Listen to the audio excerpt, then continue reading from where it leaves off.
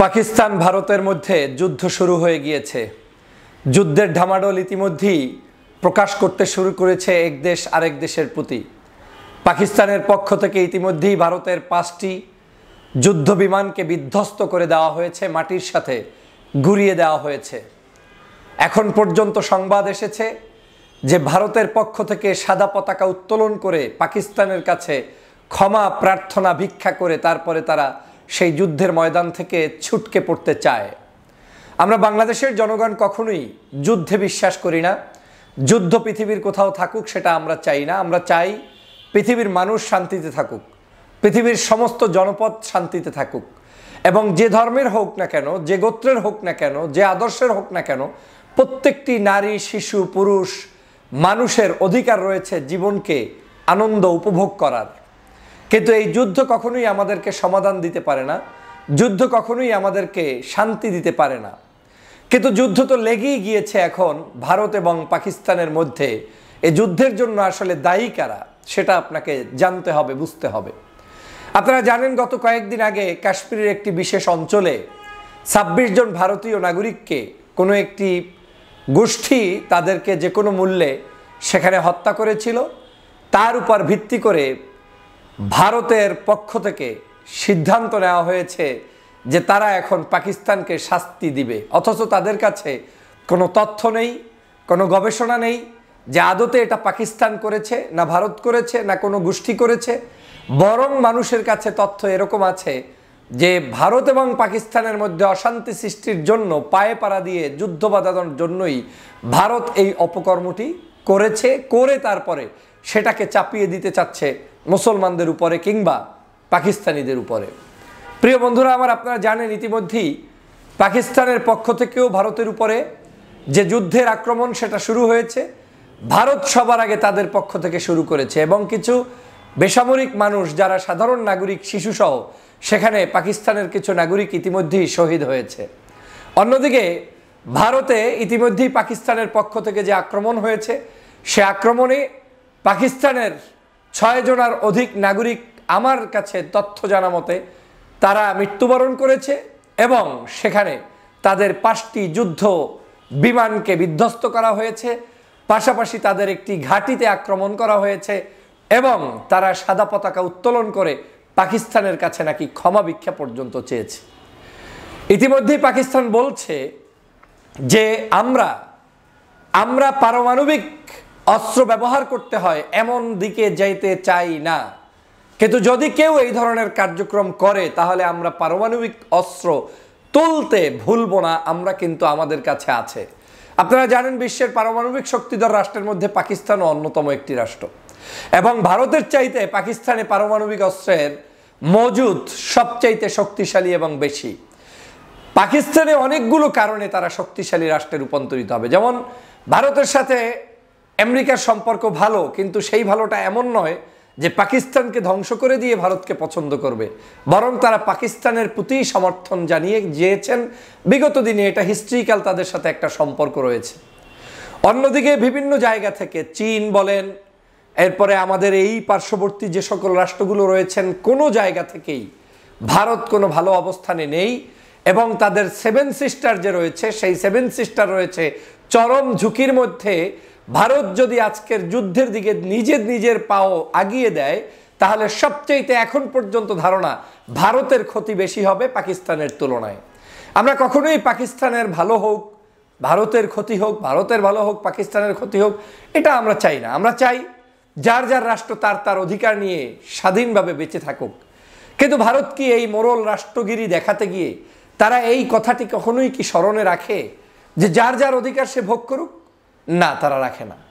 তারা এমন একটি অবস্থান গ্রহণ করে যে ভৌগোলিকভাবেই তারা সকলের কাছে একটু তিক্ত রাষ্ট্রে রূপান্তরিত হয়েছে। তারা অতিরিক্ত ক্ষমতা প্রয়োগ করতে গিয়ে, অন্যায় আচরণ করতে গিয়ে আজ তারা বিভিন্ন জায়গায় তাদেরকে এখন মানুষ অপছন্দ করা শুরু করে দিয়েছে।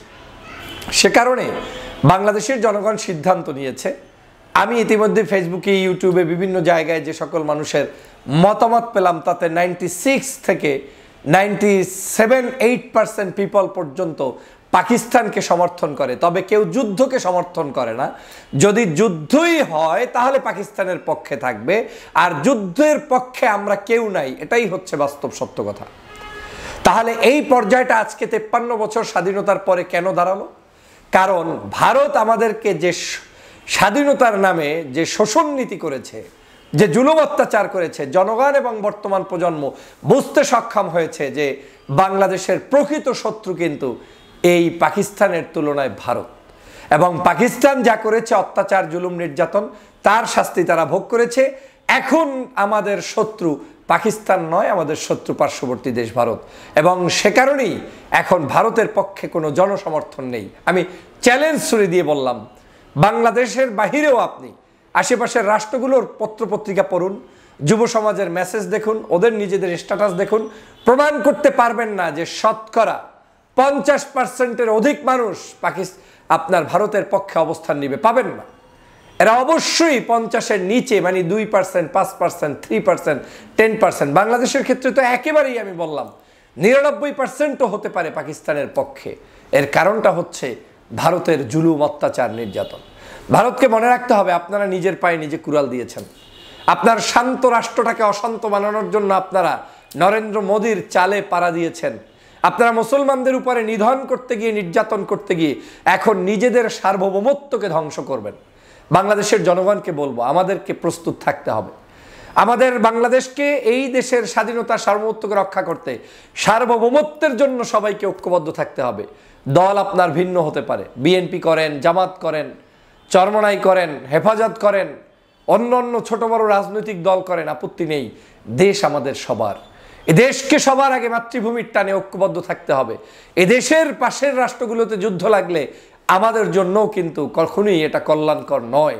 সে কারণে আমাদেরকেও কিন্তু সচেষ্ট থাকতে হবে এবং সতর্ক থাকতে হবে। এবং সতর্কই নয়, প্রস্তুত থাকতে হবে। যদি কোনো কারণে আমাদের উপরেও কোনো আঘাত চলে আসে, তাহলে আমরাও আমাদের জীবনকে রক্ষার জন্য, দেশকে রক্ষার জন্য সবাই মিলে ঐক্যবদ্ধভাবে ঝাঁপিয়ে পড়ব। এবং এই দেশ রক্ষার আন্দোলনে আমাদেরকে ঐক্যবদ্ধ থাকতেই হবে। ইস্পাত দৃঢ় শক্তি নিয়ে আমাদের ঐক্যবদ্ধ থাকতে হবে। একটি জিনিস খেয়াল করেছেন, ভারত পাকিস্তানের যুদ্ধে আওয়ামী লীগের দোসররা ভারতের পক্ষে অবস্থান নিয়েছে।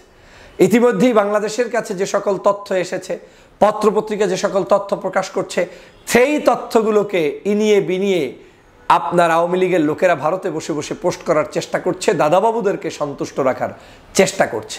এখান থেকেই প্রমাণিত তারা বাংলাদেশের পক্ষে নয়, জনগণের পক্ষে নয়। এমনকি ভারত বাংলাদেশ যুদ্ধ লাগলেও তারা পাকিস্তানেরও না, বাংলাদেশেরও না, তারা ভারতের পক্ষে অবস্থান নিয়ে ওই আওয়ামী লীগ তাদের সাথেই থাকবে। এটার দ্বারাই হচ্ছে আজকের বাংলাদেশের বাস্তব আওয়ামী লীগের চিত্র আপনারা বুঝতে পারবেন। অতএব তারা দেশদ্রোহী, দেশ বিরোধী। সেই দেশ বিরোধী শক্তির বাহিরে যারা আছেন, আপনারা যারা দেশপ্রেমিক, তারা সবাই মিলে এই দেশের জন্য লড়াই করার জন্য প্রস্তুত থাকতে হবে। সার্বভৌমত্ব রক্ষায় কোনো কাটছাট চলবে না, কোনো দ্বিধাদ্বন্দ্ব থাকবে না। আমরা সবাই এক এবং অভিন্ন থাকবো ইনশাআল্লাহ। আপনাদের কাছে আমাদের প্রত্যাশা, আমরা বিশ্বের মানুষদের কাছে আহ্বান জানাই, সবার পক্ষ থেকে আমরা যুদ্ধ চাই না, শান্তি চাই। শুধু ভারত পাকিস্তানের যুদ্ধই নয়, আমরা প্যালেস্টাইনের মুসলমানদের উপরে যে অত্যাচার, জুলুম, নির্যাতন চলছে, সেটার একেবারে চিরদিনের জন্য সেটা মুছে ফেলতে চাই। তাদের উপরে আর কোনো জুলুম, নির্যাতন না হোক, তারা স্বাধীন রাষ্ট্র নিয়ে, স্বাধীন দেশ নিয়ে পরিচালিত হতে পারে, সেই প্রত্যাশা আমি করি। দেশকে ভালো রাখতে হবে, পৃথিবীকে ভালো রাখতে হবে, সেই প্রত্যাশা ব্যক্ত করে আল্লাহর সাহায্য কামনা করে এখানেই শেষ করছি। আল্লাহ হাফেজ।